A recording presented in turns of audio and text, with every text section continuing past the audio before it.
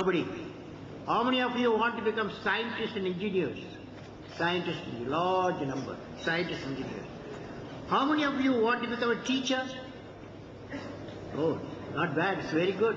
How many of you want to become a political leader? Political leader.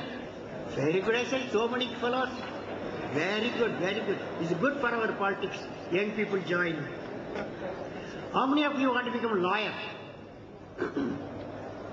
How many of you want to become IAS, IPS officer? All engineers, scientists, okay.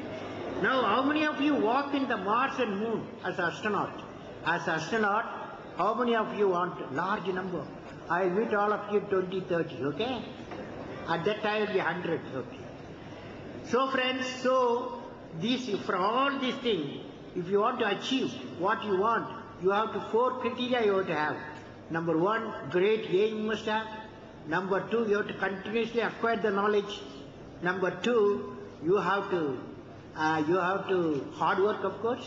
And 4th one is a perseverance. That is, you are not afraid of the problem.